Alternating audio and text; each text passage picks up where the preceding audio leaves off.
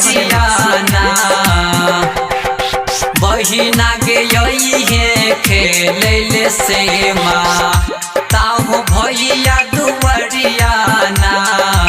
माँ से हमारी रिकॉर्डिंग स्टूडियो संत कबीर चौक 70। सखिया के यही है खेले से माँ ताहो बाबा दुवरियाना बहिना के यही है खेले से माँ ताहो बाबा दुवरियाना। बाबा दुवरियाना गे बहिना भैया दुवरियाना बहिना के यही है खेले से माँ ताहो भैया पोखरियाना। सखिया के यही है खेले से माँ ताहो बाबा दुवरियाना बहिना के यही है खेले से माँ ताहो भैया दुवरियाना। DJ Gohan MX महादेव की म्यूजिक प्रेजेंट।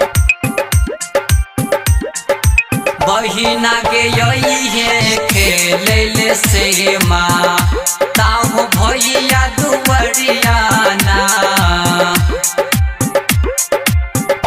भैया से कही के गई बहिना पोखरी खुनाइए गईले बोई बहिना के यही है खेले से माँ ताहो भैया दुवरी। भैया से कही के गई सखिया पोखरी खुनाइए गईले बोई बही जा झुमरी खेलबई ना।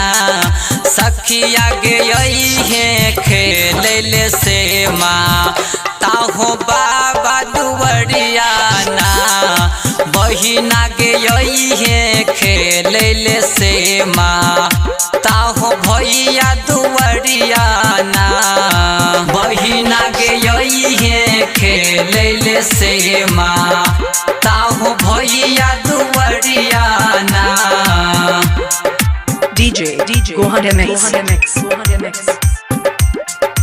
बहिना गे यही है खेले से माँ ताहो भैया दुवरियाना।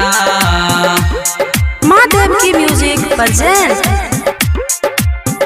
सब सखी मिली जुली गई बई से माताई के सोहर सुनई बई बहिना गे यही है खेले से माँ। सब सखी मिली जुली गई बई से माताई के सोहर सुनई बई तबे करबई विदैयाना।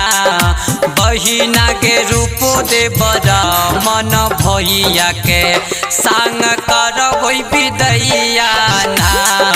बहिना के यही है खेले से माँ ताहो भैया दुवरियाना।